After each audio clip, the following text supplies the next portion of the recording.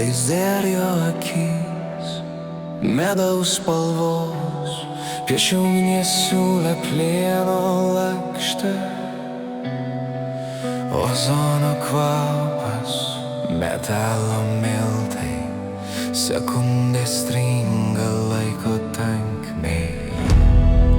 Ceche sustingę plieno angelai, būsima talpykla dar be formos, kaip ir mintys mano, lėtos ramios, tiksint laikrodžiui ant sienos.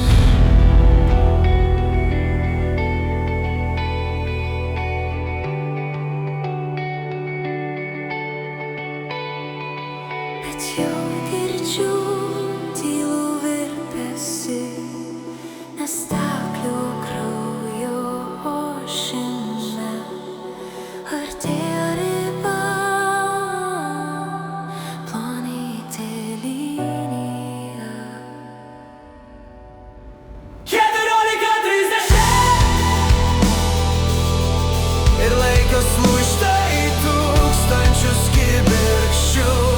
Penktadienio šviesa nuslysta plieno veidu, nupučia dulkės nuo plieninių marškinių.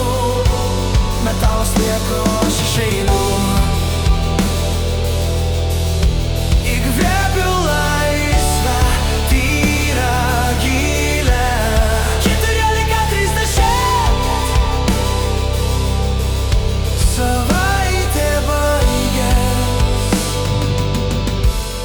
aš vėl gyvenu.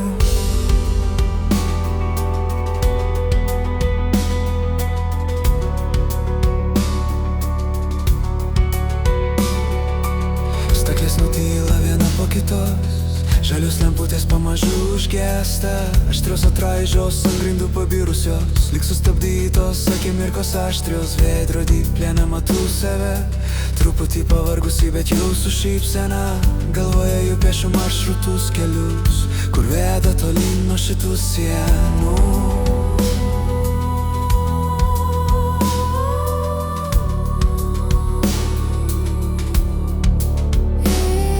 Ir vėl jaučiu, kaip kyla banga, nešanti tolyn už gamyklos ribų. 14:30 ir laikas lūžta į tūkstančius kibirkščių. Penktadienio šviesa nuslysta plieno veidu, nupučia dulkės nuo plieninių marškinių. Metalas lieka, o aš išeinu. Įkvėpiu laisvę, tyrą, gilią. 14:30 savaitė baigės, aš vėl gyvenu.